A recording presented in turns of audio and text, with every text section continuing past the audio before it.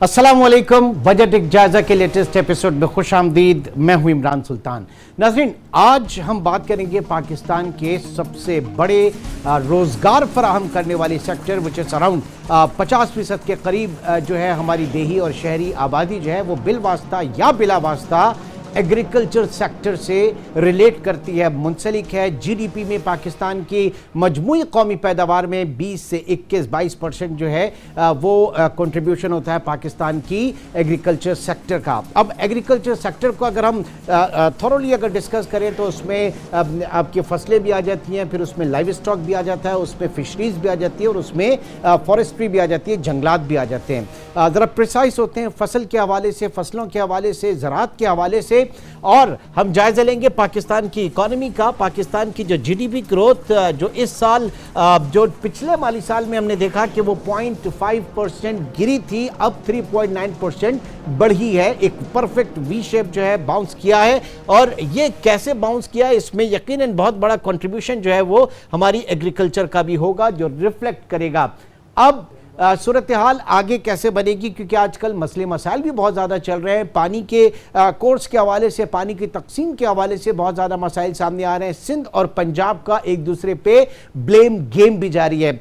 और वाज़ेह है कि पाकिस्तान, इंटरनेशनली पाकिस्तान को तस्लीम किया जाता है। हम क्लेम करते हैं कि हम एक ज़रई मुल्क हैं, लेकिन उसके बावजूद हमारी निस्फ आबादी जो है वो ग़िज़ाई क़िल्लत का शिकार है। 40 से 50% आबादी जो है वो ख़ते गुर्बत के नीचे है। और ऐसे में ये एक बहुत अफसोस की बात है कि जब क्लेम किया जाता है कि एक एग्रीकल्चर कंट्री और उसके बावजूद भी फूड इनसिक्योरिटी है पाकिस्तान में। इन तमाम चीज़ों को आज प्रोग्राम में हम आपके साथ डिस्कस करेंगे। कराची स्टूडियो में अपने गेस्ट का आपसे तारुफ कराते चलूँ। कबूल मोहम्मद खटियान साहब इस वक्त हमारे साथ कराची स्टूडियो में मौजूद हैं। खटियान साहब जो हैं वो चेयरमैन हैं लेफ्ट बैंक सीडा के Sindh irrigation and drainage authority जो है। और साथ ही साथ हमें इस्लामाबाद से डॉक्टर आबिद सुलैरी भी कुछ देर में ज्वाइन करेंगे। खटियान साहब, पहले आपकी तरफ आता हूं। सबसे पहले ये बताइए कि ये जो बड़े मुजाहरे भी हो रहे हैं, बहुत ज़्यादा इसके ऊपर बात की जा रही है, पानी की मुनसिफाना तकसीम के हवाले से ब्लेम गेम है सिंध और पंजाब का।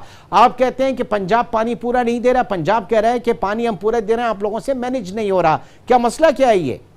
सर देखें, ये जो सीज़न जैसे ही शुरू हुई है इस साल की, इसमें पानी का प्रॉब्लम रहा है। बेसिकली एक तो बेसिक प्रॉब्लम होता, हर साल ये तब प्रॉब्लम आता है, पंजाब और सिंध का झगड़ा हमेशा तब खड़ा होता है जब डैम्स की सूरत हाल ख़राब होती है और जनवरी और फरवरी मार्च के महीने में कैचमेंट एरिया में बरसात नहीं होती है। तो डैम्स की पोजीशन बहुत ख़राब थी। तो उसकी वजह से पंजाब ने क्या किया इस दफ़ा, जो इरसा के जो मेंबर्स थे वहाँ पे, उन्होंने, जो चेयरमैन थे, उन्होंने वहाँ पे सिंध को ये प्रॉब्लम हुआ कि उन्होंने वहाँ पे अपने जो फ्लड कैनाल्स थे, जो अगस्त के महीने में खोलने की इजाज़त होती है आम तरह से जब पानी बढ़ जाए। हाँ। अब सिंध और पंजाब का कोई झगड़ा नहीं है, ये इरसा के साथ झगड़ा है। इरसा वालों ने अलाउ किया और वहाँ पे जो फ्लड कैनाल्स थे, टीपी लिंक कैनाल, वो मई के महीने में खोले गए, जिनको इजाज़त नहीं थी खोलने की। तो उस वजह से यहाँ पे पहले ही पानी की शॉर्टेज थी। यहाँ पे हमारा राइस क्रॉप नहीं हो सका है अभी तक उस कल्टीवेशन सिंध में, जिसकी $2 बिलियन की एक्सपोर्ट हर साल होती है पाकिस्तान के लिए। यहाँ पे हमारा जो कॉटन क्रॉप है वो प्रॉपरली नहीं हो सका पानी की शॉर्टेज की वजह से। यहाँ पे हमारे को बहुत प्रॉब्लम्स हैं पानी की। तकरीबन काफ़ी शहर तो ऐसे हैं, जैसे कोटरी बैराज जो हमारा सबसे नीचे वाला जो ये बैराज है सिंध का, हाँ। उसमें तो आज के दिन पे भी 53% शॉर्टेज पानी की टिल टुडे मौजूद है। तो ये मसला हल कौन करेगा? देखिए, ये के साथ अगर वो तो पूरे पाकिस्तान के लिए एक नेशनल मसला है। इस पे ना द प्राइम मिनिस्टर को बैठ के और उस पर एक कमेटी बनानी चाहिए और इस प्रॉब्लम को बैठ के सॉल्व करना चाहिए, ताकि यू सी नेशनल, ये इसमें कोई लोगों का झगड़ा नहीं है आपस में। फार्मर यहाँ पे भी हैं, फार्मर वहाँ पे भी हैं, पंजाब के भी फार्मर भाई हैं हमारे, सिंध के भी हमारे फार्मर भाई हैं। लेकिन मसला ये है कि इक्वल डिस्ट्रीब्यूशन जो अकॉर्ड के तहत लिखी जाती है, हम चाहते हैं कि जो अकॉर्ड में 1991 में लिखा हुआ है उसके तहत तो कम से कम की जाए। उसके अलावा फ्लड कैनाल्स को बंद किया जाए फौरी तौर पे, और उसमें जो पानी लिया जा रहा है वो नहीं लेना चाहिए। सिचुएशन ही नहीं है। और उन्होंने वो वहाँ पे देखें, मई के महीने में खोले गए फ्लड कैनाल्स जो अगस्त में खुलने थे। तो ये हमारे इतराज़ात हैं कि जो अकॉर्ड के मुताबिक जो पानी है वो हमें नहीं दिया गया। कौन करेगा? मतलब आप कोर्ट ऑफ लॉ जाएंगे या अभी आप सड़कों पे मौजूद हैं, धरनों पे मौजूद हैं? सुनेगा कौन? देखिए, आज के दिन पे हम लोग धरनों पे मौजूद हैं। कल भी ये पूरे सिंध में धरने लगे हैं, आज भी पूरे सिंध में धरने लगे हैं। और अगर आगे जाना पड़ा तो हम पंजाब में भी जाके धरना लगा देंगे, इस्लामाबाद में। लेकिन सुनना तो ये सबका काम है। और जो फेडरल गवर्नमेंट है उनको ये समझना चाहिए, फेडरल गवर्नमेंट के खिलाफ सिंध में धरने लग रहे हैं, उनको समझना चाहिए कि सिंध भी पाकिस्तान का हिस्सा है और उनका जो लीगल शेयर है वो लोग वो मांग रहे हैं, उनको देना चाहिए। इरसा के साथ आपका मसला है, इंडस रिवर सिस्टम अथॉरिटी जो है पूरी उसके साथ। अच्छा, अब ये बताइए कि पाकिस्तान की इकोनॉमी जिस तरीके से उठी है, 3.9% ग्रोथ लास्ट ईयर जो है वो बहुत ज़्यादा पाकिस्तान की इकोनॉमी गिरी थी और फिर वो लोकस्ट का भी अटैक हुआ था बहुत ज़्यादा। एक मैं और आप बैठ के यही प्रोग्राम्स में एक वरीसम पिक्चर जो है वो देख रहे थे, लेकिन अल्हम्दुलिल्लाह बहुत ज़्यादा सपोर्ट किया इस मरतबा, सूरत हाल बेहतर रही। उसकी मैं आपको वजह बताता हूँ। देखें, लास्ट ईयर हम लोग की जो सूरत हाल पानी की थी डेफिनेटली बेहतर थी, डैम्स की कंडीशन भी लास्ट ईयर बेहतर थी।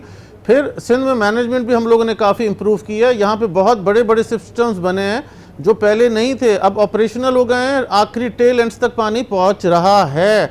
और जिस तरह की ये ब्लेम गेम वाली बातें उन पे अगर ना जलाए और फैक्ट्स एंड फिगर्स पे चला जाए तो सिंध में बहुत अच्छा बम्पर क्रॉप पाकिस्तान पूरे में वीट का हुआ है आप लोगों का। ये मुझे बताइए, बम्पर, ये जब हम बात करते हैं सर, क्वांटिटी इसमें होगा कि बम्पर क्रॉप आप जो है वो गन्ने की भी कर लेते हैं, बम्पर क्रॉप आप वीट की भी कर लेते हैं, फिर आप चीनी भी इंपोर्ट करते हैं, फिर आप गंदम भी इंपोर्ट करते हैं, और आपके मुल्क की आधी आबादी जो है वो ग़िज़ाई किल्लत का शिकार, फूड इनसिक्योरिटी जो है वो, फूड सिक्योरिटी बहुत बड़ा मसला है। ये क्यों है? ये सब बोलने की बातें होती हैं, बोलने की बातें बिल्कुल नहीं है। वी आर फूड सिक्योर, हम लोग फूड सिक्योर कंट्री हैं, आज भी थे और पहले भी थे। टिल टुडे मैं आपको कह रहा हूं कि हम लोग फूड सिक्योर कंट्री हैं। हमारे पास गंदम नेक्स्ट 2 इयर्स की स्टोरेज में भी पड़ी हुई है। इस साल भी हमारे पास स्टोरेज में वो है जहां पे छापे पड़ते हैं, छापे पड़ते हैं और निकाली जाती है। मैं आपको एक्सप्लेन करता हूं। देखिए, आपके साथ 2 मुल्क और हैं जो आपके साथ हैं, ईरान एंड अफगानिस्तान। आप उनको भी गन्ना, ये गंदम यहां से जारी होती है लीगली या इलीगली, बिल्कुल इस मुल्क से जाती है। और हम लोग पाकिस्तान एक फूड सिक्योर कंट्री हैं। हमारे मुल्क के लोगों के लिए हमारे पास क्यों पड़ती है सर? हमें प्राइस को मेंटेन करने के लिए हमें गंदम इंपोर्ट करने की जरूरत नहीं पड़ेगी। इस साल हमारे पास गंदम इनफ क्वांटिटी में मौजूद है। अगर किसी तरह से बाहर इलीगली कोई निकाल दे तो एक अलग बात है, otherwise we are food sufficient, we have enough wheat. Sir, अभी वीट के बैग्स जो आए फितरे ज़कात वाले वो बाहर चावल से हैं, सही चावल भी लास्ट ईयर हम लोगों ने $2 बिलियन की, आप अपने फैक्ट्स एंड फिगर्स चेक कर लें, we have exported rice, Pakistan पूरे से $2 बिलियन की एक्सपोर्ट हुई है लास्ट 2 साल। What about this year? अभी पानी की जैसे अभी तक शॉर्टेज है, अभी तक हमारी सिंध में तो राइस कल्टीवेशन नहीं हुई है अब, लेकिन पानी की आज सूरत हाल इंप्रूव कर गई है और बेहतरी अगर आ गई तो होपफुली राइस हम कर जाएंगे। एक और बड़ी शिकायत आप लोगों से जो आपके किसानों को ही होती है, आपसे हम कौन होते हैं शिकायत करने वाले, वो ये कि गन्ने की प्रॉपर जो प्राइस है उनको नहीं मिलती। शुगर केन, वो केन कमिश्नर भी बीच में आता है, सब कुछ होता है, लेकिन होता हुआ था कुछ नहीं है। हालात कुछ बदले या खटियान साहब अभी भी वैसे ही हैं? देखिए, इस साल तो गन्ने की काफ़ी शॉर्टेज रही, उसकी वजह से प्राइस तकरीबन जो उन्होंने फिक्स की थी प्राइस उससे बहुत ऊपर, 100 रुपये ऊपर पे चली गई। उसकी वजह से आप इन्फ्लेशन देखेंगे कि मार्केट में जब शुगर की प्राइस आएगी तो वो भी काफ़ी ऊपर आ रही होगी। इन्फ्लेशन एक ऐसी चीज़ है जिसको हमें कंट्रोल करना पड़ेगा और उसको जब तक हमारी जो बेसिक इनपुट्स हैं, उसका एक बहुत बड़ा मसला यह है कि वो उसमें ज़्यादातर इनपुट्स बाहर के मुल्क से आती हैं। जब इनपुट्स आपकी इंपोर्ट डॉलर में हो रही हैं, डॉलर आपने लास्ट 4 साल 3 साल में 100 रुपये में से 160 रुपये तक तकरीबन जाके पहुंच गया है, तो वो 50% तो आपकी जो इनपुट कॉस्ट इतनी इंक्रीज कर गई है, उसकी वजह से जो आउटपुट प्रोड्यूस होती है वो भी महंगी दामों। फिर क्या हुआ? प्राइम मिनिस्टर ने जो किसान पैकेज दिया, वो जो प्रोग्राम बिलियंस ऑफ रुपीस का है, हमें अभी तक कोई भी डिलीवरी नहीं मिली। कोई भी किसी भी किस्म का फेडरल गवर्नमेंट से। हम लोग की डीएपी की सब्सिडी थी वो भी कैंसिल कर दी गई है लास्ट ईयर से। जो डीएपी की बोरी 3000 की थी, अब 5-5.5 रुपये की बिक्री है सिंध में। ये सब्सिडी हमें नहीं मिली है। तो ये प्रोग्राम फिर कहाँ के लिए? पंजाब के किसानों के लिए, किसी और सूबे के किसानों के लिए? मतलब ये तो पूरा पाकिस्तान का है ना? ये हमें नहीं डिलीवर हुआ है यहाँ पे सिंध में। हमारी को ना हमारी पेस्टिसाइड की प्राइस कम हुई है, खुद डॉलर को ऊपर करने की वजह से हमारी सारी इनपुट्स महंगी हो गई हैं। डीजल महंगा हो गया। गवर्नमेंट क्या कर रही है? सिंध गवर्नमेंट क्या कर रही है? सिंध गवर्नमेंट कुछ कर रही है हेल्प इस सिलसिले? देखिए, सब्सिडी जो होती है ना, वो फेडरल गवर्नमेंट का वो होता है कि वो सब्सिडाइज करे किसी चीज को, लेकिन सिंध गवर्नमेंट ने नहीं, किसी चीज में बुजदार साहब के हवाले से भी तो बात चल रही है। सिंध गवर्नमेंट ने जो यहाँ पे सब्सिडी दे रही है वो हमारे को जो इम्प्लीमेंट्स हैं ट्रैक्टर्स के उसमें मिल रही है। हमारे पास जो ड्रिप इरिगेशन के सिस्टम है उनमें सब्सिडी हमें मिल रही है। जिन चंद चीज़ों मिल रही है हम आपको क्लियरली बताएंगे। जो हमें पैकेज अनाउंस किया गया था या तब्दीली के नाम पे जो पाकिस्तान पूरे के लोगों को बताया गया था कि इतना बड़ा पैकेज मिलेगा फार्मर्स के लिए। जी, हमारे पास जहांगीर तरीन जैसी टीम बैठी है, That did not happen and it was not delivered. हमें farmers फिर को वो नहीं मिला। नंबर्स जो ट्रैक्टर्स की मैन्युफैक्चरिंग के नंबर्स हैं, ट्रैक्टर्स इतनी बड़ी तादाद में, रिकॉर्ड तादाद में बन के जा रहे हैं, तो वो पब्लिक सवारी के लिए तो नहीं यूज हो रहे ये हैं। मुझे कबूल नहीं साहब, समझ वो आ तो- रहा कि कहां जा रहे हैं। ट्रैक्टर देखें, प्राइस ट्रैक्टर की यहाँ पे 10 लाख रुपए होती थी, आज के दिन पे रशियन ट्रैक्टर की प्राइस 27 लाख रुपीस है। आम फार्मर ट्रैक्टर खरीद करने की पोजीशन में ही नहीं रहा। नहीं तो ये नंबर्स कहां जा रहे हैं? फिर ये जो रिकॉर्ड नंबर्स ट्रैक्टर्स की मैन्युफैक्चरिंग है और आपकी एलएसएम ग्रोथ के अंदर वो नंबर्स बहुत ज्यादा आपको आ रहे हैं। मैंने फिगर बता दिया कि आज के दिन पे ट्रैक्टर की प्राइस इतनी महंगी हो गई है कि ट्रैक्टर खरीदना आम फार्मर की पहुंच से बहुत आगे चला गया। एक मुअम्मा है समझने का ना समझाने का सूरत हाल, क्योंकि जब हम एलएसएम के फिगर्स देखते हैं और उसमें हमें बहुत अच्छा नजर आता है लार्ज स्केल मैन्युफैक्चरिंग में, उसमें गाड़ियों की सेल्स में इजाफा, उसमें ट्रैक्टर्स की मैन्युफैक्चरिंग में उनकी सेल्स में इजाफा, तो भाई ये ट्रैक्टर्स क्या कराची हैदराबाद के रोड के ऊपर चल रहे हैं, सुपर हाईवे के ऊपर, या फसलों के लिए इस्तेमाल किए जा रहे हैं? ये कुछ समझ में नहीं आ रहा। कबूल मोहम्मद खटियान साहब हमारे साथ मौजूद हैं और ब्रेक के तरफ हम चलेंगे और ब्रेक के बाद हमें डॉक्टर आबिद सुलैरी भी ज्वाइन करेंगे। एक छोटे से ब्रेक के बाद दोबारा मिलते हैं।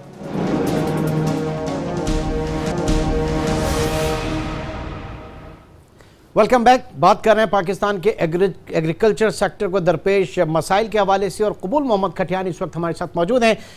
इस वक्त अगर पाकिस्तान की मईशत को डिस्कस करें, इकॉनमी को डिस्कस करें और उसमें कोविड जो पिछले साल हम बात कर रहे थे, 4 महीने पूरी की पूरी पाकिस्तान की तमाम तर economic activity for all practical purpose बिल्कुल मुअत्तल हो चुकी थी, जिसमें हमने देखा कि इंडस्ट्रियल प्रोडक्शन 25% गिरी थी, एक्सपोर्ट 33% गिरी थी, इलेक्ट्रिसिटी जनरेशन 12% हमारी गिरी थी। एक्सपोर्ट्स के हवाले से अगर बात करें तो उसमें बहुत बड़ा कंट्रीब्यूशन हमारी एग्रीकल्चर प्रोडक्ट्स का होता है, एग्री प्रोडक्ट्स का होता है। और गर्मियां शुरू हो गई हैं, आम के हवाले से अगर जिक्र ना करें तो मेरे ख्याल से कंप्लीट नहीं होगा हमारा डिस्कशन, क्योंकि बहुत बड़ी पैदावार में मिकदार में पाकिस्तान से आम जो है वो एक्सपोर्ट होता है। कबूल साहब, खटियान साहब बताइएगा कि क्या इस वक्त सूरत हाल है मैंगो एक्सपोर्ट की? देखें, लास्ट ईयर तो जो सूरत हाल हमारी मैंगो एक्सपोर्ट की रही वो बहुत ख़राब रही, बिकॉज हम लोग के जो प्लेन्स थे उन्होंने ऑपरेट करना बंद कर दिया था। पूरी दुनिया में जहाज़ जो ये ज़्यादातर हम लोग का जो माल यहाँ से जाता है अमेरिका या यूरोप जाते हैं, बहुत पेरिशेबल आइटम है। 4 दिन के अंदर उसने दरख्त से टूटना होता है और 4 दिन के अंदर पहुंचना होता है मार्केट के शेल्फ पे। तो लास्ट ईयर तो हमारे को बहुत ज़्यादा नुकसान हुआ। उसकी वजह ये थी कि जो हमारे प्लेन्स थे उन्होंने ऑपरेट करना ही तकरीबन छोड़ दिया था जून और जुलाई के महीने में। तो जो हमारा टाइमिंग इसकी होती जून और जुलाई की है, ये तकरीबन 2 महीने हमारे पास है जिसमें हमारी ज़्यादातर एक्सपोर्ट होती है। और आम भी तकरीबन हमारे पास एक सिंदड़ी और एक चौसा एक्सपोर्ट होता है ज़्यादातर, बाकी बहुत थोड़ी क्वांटिटी में एक्सपोर्ट होते हैं। तो last year we had a big disaster, उसमें तकरीबन हमारे को जो एग्रीकल्चरिस्ट को मैं समझता हूँ कि 50% लॉस हुआ था। कि अगर 100 रुपए की जो हमारी चीज़ थी तो वो बिकी 50 रुपए की, बिकॉज एक्सपोर्ट हुई नहीं, इधर ही लोकल मार्केट थी, बाहर सारे मुल्क बंद था, दुनिया बंद थी, होटल। इस साल क्या सूरत हाल है? इस साल it's better than last year. Last year से बिल्कुल बेहतर है एंड कुछ ना कुछ प्लेन्स चल रहे हैं। लास्ट ईयर तो बिल्कुल जीरो पे आ गए थे ना, तो इस साल कुछ ना कुछ बाहर भी माल जा रहा है, जो है फ्रॉम जीरो बॉटम के ऊपर से वो ग्रोथ है वो ज्यादा लग रही है, रिलीफ भी ज्यादा लग रहा है, लिटिल बेटर। बट अभी तक भी वहां पे लंदन में कुछ इलाके खुल गए हैं, बाकी कुछ जगहों पे होटलिंग इंडस्ट्री और टूरिज्म नहीं खुला। इधर पाकिस्तान में शादी हॉल नहीं खुले जहाँ पे कंजम्पशन ऑफ फूड होती है। इस वजह से अभी तक भी वो सेम रेट्स जो 2 साल पहले मिलते थे वो नहीं मिल रहे। इसी में जीना है, इसी में जीना है, इसी तरीके से ना। ये मुझे बताइएगा कि सारी चीजें हैं, किसान आज वही है। अगर पिछले साल भी उसके हालात, पिछले साल तो और मैं समझता हूं कि खराब होंगे, इस साल भी उसमें कोई फर्क नहीं पड़ा होगा। उसका एक्सेस टू फाइनेंसिंग जो है अभी भी बड़े मसाइल का शिकार होगा। उसको जो आपका जो लीगल चैनल है बैंकों का, एग्रीकल्चरल बैंकिंग के हवाले से ज़रिए तरीक़ाती बैंक की तरफ से वहाँ से लैंडिंग अप्रोच नहीं होगी। वहीं वो वाणे जो बीच में होते हैं आपके मिडिल मैन, उनसे कर्जा, और इतना बड़ा कर्जा कि उसके पूरे ख़ानदान जो है वो एक तरीके से वहाँ पे गिरवी हो जाते हैं, मॉर्गेज हो जाते हैं। ये सूरत हाल क्यों नहीं बदल रही? देखें, ये जो काम है ये स्टेट बैंक का काम है कि जो हम लोग की जो बैंक्स हैं उनको वो बताए कि जो एग्रीकल्चर की जो लैंडिंग है वो आसान एक साथ पे, कि वो अगर किसी इंसान के पास जो एक प्रॉब्लम सबसे बड़ा जो हमारा है वो स्टेट बैंक की कमिटीज़ में 1-2 दफ़ा हमने रिटर्न में भी उनको दिया है कि हमारा जो ज़मीन का आज के दिन पे एकड़ है वो कितने का भी हो, उस पर तकरीबन जो लैंडिंग, अगर इंडस्ट्रियल कोई यूनिट कोई लगाने जाता है तो 1 एकड़ पे उसको 10 करोड़ पे भी उसको मिल जाती है फिजिबिलिटी रिपोर्ट तैयार करने पे। सही। लेकिन हम लोग का एग्रीकल्चर का एकड़ अगर उसकी कीमत 1 करोड़ पे अभी हो गई है तो उस पर वही हमें 30,000 रुपये से लेके लाख रुपए से ऊपर हमें लोन नहीं मिलता। तो that is the basic problem. The mindset will have to be change कि जी यहाँ पे लोग एग्रीकल्चर के मेरा बुनियादी सवाल जो है ना कि क्रॉप देखें पिछले साल के मुकाबले इस साल अच्छी हुई, बम्पर क्रॉप आपने कहा बहुत जबरदस्त, आपकी एक्सपोर्ट पूरी दुनिया को हो रही है, किसान जो है वो उसके दिन नहीं फिर रहा है, बीच में मिडिल मैन जो है वो कमा रहा है। स्टेट बैंक को ये माइंडसेट चेंज करना पड़ेगा। फार्मर को आज के दिन पे भी क्रेडिट कार्ड इशू नहीं किया जाता कि जी वो पैसे नहीं देगा, पैसे डूब जाएंगे, बहुत वॉलेटाइल उनकी सिचुएशन है, बारिश पड़ जाएगी, हवा लग जाएगी। उनको क्रेडिट मिडिलमैन तो कमा रहे हैं ना सर, मिडिलमैन तो कमा रहा है, मिडिलमैन बिल्कुल कमा रहा है। ये स्टेट बैंक जब हमें क्रेडिट देना शुरू करेगा क्रेडिट कार्ड की सूरत में, भले कैश पैसे ना दे बट उस क्रेडिट कार्ड से हम जाके फर्टिलाइजर खरीद सकें और उससे सब्सिडाइज्ड सीड खरीद सकें, पेस्टिसाइड लेकिन हम उसको पे बैक करने की पोजीशन में अब हैं। अब रेट्स हमारे कुछ बेहतर हैं। कंपेयर करते हैं जरा इंडिया में जो भी सूरत हाल चल रही है वहां पे किसानों के हवाले से और पूरे मुल्क पे उन्होंने धावा बोला हुआ है। और इससे पहले तो हमेशा आप जब आते थे प्रोग्राम में बात होती थी कि वो अपनी इनपुट कॉस्ट जो है उनकी बहुत बेहतर है पाकिस्तान के मुकाबले, दैट्स वाई हम वहां से इंपोर्ट करते हैं, उनकी एक्सपोर्ट जो है पाकिस्तान के लिए, प्याज भी वहां से आ रही है, आलू भी वहां से आ रहे हैं, टमाटर भी वहां से आ रहे हैं, लेकिन वहां तो सूरत हाल बिल्कुल मुख्तलिफ है, वो तो सड़कों पर निकले हुए हैं बेचारे। देखिए सड़कों पर निकले हुए हैं बिल्कुल, लेकिन मैं हमेशा ये कहता हूं कि हमारी इनपुट कॉस्ट, मैंने आपको समझाया, हमारी ज़्यादा इस वजह से है कि हमारा डॉलर और रुपये का जो डिफरेंस है वो बहुत ज़्यादा है। 160 रुपए उनका इतना ज़्यादा नहीं है, उनका आई थिंक 50% डाउन होगा। इस वजह से करेंसी स्ट्रांग है उनकी, करेंसी स्ट्रांग है उनकी, कहीं से भी वो माल मंगाएंगे उनको सस्ती पड़ेगी। हम कोई भी चीज़ मंगा रहे हैं, हमारा डीएपी बाहर से आ रहा है, हमारा डीजल बाहर से आ रहा है, हमारी पेस्टिसाइड पहले अमेरिका से आती थी, अब चाइना से आ रही है, लेकिन जो भी चीज बाहर से आ रही है। खान साहब के जो 100 डेज प्रोग्राम था सर, उसमें एक बहुत ही इनोवेटिव आइडिया जो जिस पे हमेशा वो फोकस करते हैं वो है पाकिस्तान में जदीद तरीके की जो है एग्रीकल्चर, उसको रिफॉर्म्स के हवाले से बात करें, नई जिद्दत के हवाले से बात करें, ड्रिप इरिगेशन के हवाले से बात करें, सो मेनी अदर्स। कुछ ना कुछ कहीं ना कहीं काम भी हो रहा है, पंजाब में भी थोड़ा बहुत हो रहा है, सिंध में कितना हो रहा है, और अगर हो रहा है तो क्या कितना फ्रूटफुल है वो? देखिए मॉडर्न टेक्नोलॉजीज आज के दिन पे वंस अगेन मैं कहूंगा कि लेजर लेवलिंग सिंध में काफी जगह पे हुई है, लेकिन मॉडर्न टेक्नोलॉजीज की जहां पे आप बात करेंगे, इवन दो सिंध गवर्नमेंट ने जो सब्सिडी अनाउंस की थी वो 60-40 पे थी, लेकिन इस सीजन के बाद शायद वो हम लोग कह रहे हैं कि 20-80 पे ले आए सब्सिडी के, लोग वो टेक्नोलॉजी ले सकें। टेक्नोलॉजी बहुत महंगी है, मतलब कि ड्रिप इरिगेशन अगर आप एकड़ करने पे जाते हैं तो 2-3 लाख रुपए एकड़ पे खर्चा आ जाता है, तो वो एक किसान, आम किसान नहीं अफोर्ड कर सकता। 2-3 लाख रुपए का उसको एकड़ जमीन का मिल जाता है। तो इसलिए मकसद ये है कि टेक्नोलॉजी उस रेट पे लाई जाए ताकि अफोर्डेबल होगी तो किसान खरीद सकेगा, वरना किसान इतना पैसे वाला अब नहीं रहा जो पहले शायद बचतें होती थी 20 साल पहले। लेजर लेवलिंग की जो आपने बात की, इससे पानी कितना बचता है? 50% पानी की सेविंग होती है इससे। और लास्ट ईयर बहुत जो हमारे इलाके राइस के हैं उसमें एक तो पानी की बचत होती है और दूसरा ये कि फसल बेहतर होता है, तो दोनों एडवांटेजेस हैं उससे। बिल्कुल सिंध गवर्नमेंट ने ये सब्सिडी 50% पे दी हुई है आज के दिन पे।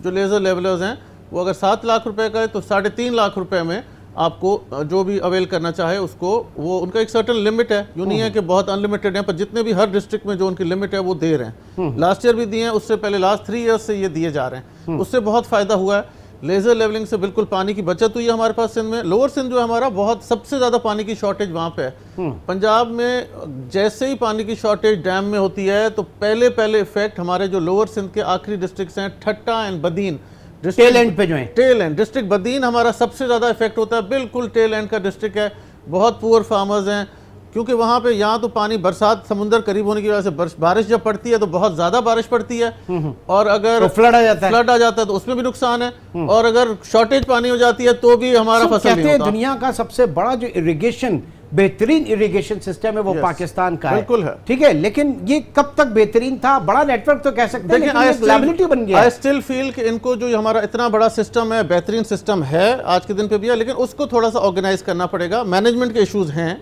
उसको हमें करना पड़ेगा फेडरल गवर्नमेंट के साथ बैठ के, और हमें इधर ना एक कितनी चीजें लेके जाते हैं काउंसिल ऑफ कॉमन इंटरेस्ट में आप, ये तो जाहिर है कि दोनों सूबों के दरमियान है। ये तो पहली चीज लेके जानी चाहिए, टेलीमेट्रिक सिस्टम लेके जाना चाहिए, कि उनको आ जाना चाहिए कि जी कम से कम कॉन्फिडेंस दोनों सूबों का रहे आपस में कि जी कितना पानी किसने लिया। एक कैलकुलेशन होती है, वो एक टेलीमेट्रिक सिस्टम होता है, वो अगर इंस्टॉल किए जाए हर जगह पे, कितने मतलब कॉस्ट आ हम जाएगी। जदीद टेक्नोलॉजी की बात कर रहे हैं, Yes, मॉडर्न, अभी तक उस पे आए नहीं है, फार्मिंग उस की पे- बात कर रहे हैं, और यही चीजें हमारे पास नहीं है अभी तक इन्होंने ये बातें होती हैं कि जी हमने लगा दिया, फिर कभी कहते हैं खराब हो गया, मतलब काफी इस तरह की चीजें सुनने में आती हैं, but we don't have exact अगर रिकॉर्ड लिया जाए। अभी आज भी जो झगड़ा चल रहा है सिंध का और पंजाब का, वो इसी बात पे झगड़ा चल रहा है कि जी आप पानी ज्यादा ले गए और हमें पानी कम मिला है। इस साल हमें तो फील होता है ना जी, आखिरी टेल एंड के हम लोग डिस्ट्रिक्ट से, हमारे पास पानी नहीं है, हमारी आबादी नहीं हुई है, ड्राई इलाके लगे पड़े हैं, ट्रैक्टर अभी तक चल रहे हैं और वहां पे वो खर्चा हम कर चुके हैं, और अभी तक हमने राइस की पनीरी तक नहीं लगाई है वहां पे।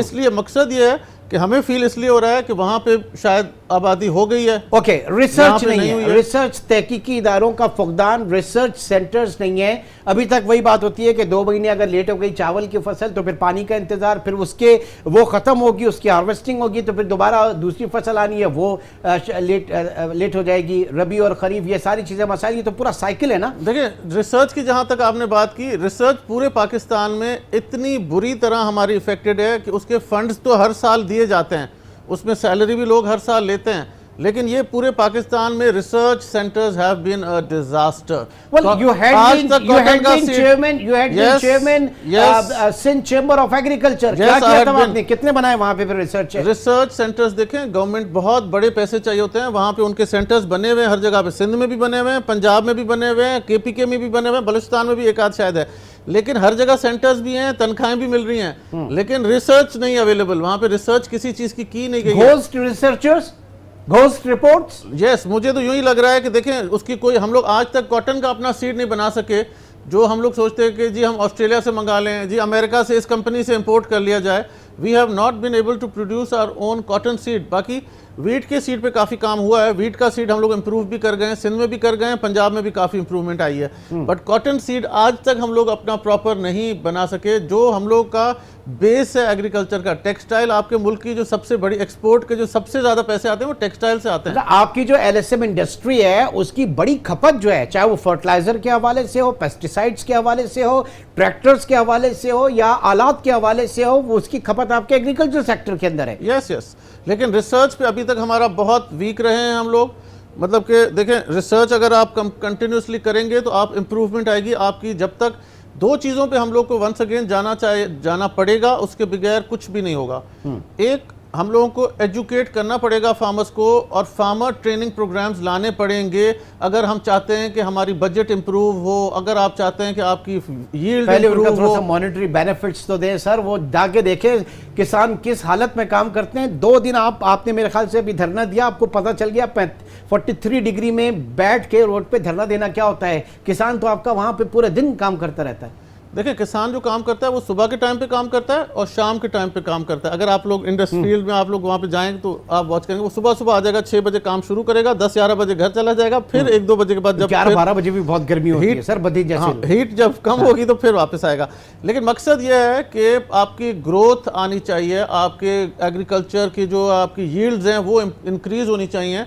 उसको एजुकेशन, जब तक आप एजुकेट नहीं करेंगे फार्मर को, और फार्मर ट्रेनिंग प्रोग्राम्स, ये सारी चीजें तो इमरान खान साहब लेकर आए ना, पीटीआई हुकूमत ये सारी, ये मतलब वो ऐप भी बन रही थी, एक भी नहीं हुआ। ऐप एक आती तो ऐप, आजकल हर बंदे के पास मोबाइल फोन है, ऐप आनी थी तो वो सबको मिल जानी थी, किसी को ऐप, सिंध में भी नहीं ऐप आई, पंजाब में भी ऐप नहीं, कुछ भी डिलीवरी नहीं हुई है एग्रीकल्चर को। मैंने आपको बताया हमारी सब्सिडी थी डीएपी की, कम से कम हमें थोड़ी बहुत सपोर्ट थी, as compare to Indian farmer, Pakistan farmer जो है वो कहाँ खड़ा है, कैसा है, उसके मसाइल कहाँ खड़े हैं, कंपेयर करें जल्दी से। लास्ट अगर आप कंपेयर करेंगे इंडिया के फार्मर को और पाकिस्तान के फार्मर को, तो देखा जाए तो इंडिया का फार्मर और पाकिस्तान का फार्मर बिल्कुल दोनों बुरे ही हालात में है। जैसे आजकल टीवी पे हम वॉच करते हैं, उनको देखते हैं कि वो भी वहां पे धरने लगा रहे हैं और प्रॉब्लम्स और झगड़ा उनका भी चल रहा है। नहीं, हमेशा से आप लोग उनकी तारीफ करते आए थे ना वहां की हुकूमत की, कि वो आज के दिन भी बेनिफिट्स मिलते हैं। मैं आपको कह रहा हूँ, आज के दिन पे भी वहां पे जो है उनको फर्टिलाइजर उनको सस्ते रेट पे मिलता है। इसका मतलब हम तो उनसे भी गए गुजरे हो गए, हमारी हालात उससे भी खराब हो गए। हमारा फर्टिलाइजर महंगा है, हमें यहाँ पे महंगा मिल रहा है, उनको सस्ता मिल रहा है, उनको पेस्टिसाइड कम है। उसकी मैंने आपको रीजन बताई कि इन्होंने डॉलर को जो ये ऊपर ले गए फौरन, उसकी वजह से बर्बाद कर दिया हम सब एग्रीकल्चरिस्ट को। हमारा जो बेसिक कोर है वो हमारी इनपुट इतनी महंगी जाहिर है हो कि गई है कि आपकी हम ब्रेक एक्सपोर्ट्स इवन भी नहीं जो कर है सके, वो रॉ ब्रेक इवन नहीं मटेरियल कर आप सके। इंपोर्ट करते हैं, देन उसके बाद आप जो है वो वैल्यू एडिड की तरफ जाते हैं, उसको बिल्कुल। एक्सपोर्ट करते हैं और हर चीज ब्रेक इवन पे नहीं आ सक रहे साईं। इम्बैलेंस हो गया। बहरहाल अल्लाह मालिक है, अल्लाह बेहतरी करेगा, हम यही कह सकते हैं। बहुत बहुत शुक्रिया। कबूल खटियान साहब इस वक्त हमारे साथ मौजूद थे और ऑन ग्राउंड रियलिटी जो पाकिस्तान के काश्तकारों को, पाकिस्तान के जो किसान हैं उनको मसाइल का सामना है। हुकूमत बहुत सारी, पिछली हुकूमतें भी बहुत सारे पैकेजेस लेकर आई, अब की हुकूमत भी बहुत सारे पैकेजेस किसानों के नाम पर लेकर आई है, लेकिन डिलीवर कहाँ पे हो रहे हैं? किसान का एक जो उसका अपना लाइफ स्टैंडर्ड है क्यों नहीं बेहतर हो रहा? ये एक बहुत बड़ा सवाल या निशान है। इंशाल्लाह आपसे फिर मुलाकात होगी। अपना बहुत ख्याल रखिएगा। अल्लाह हाफिज।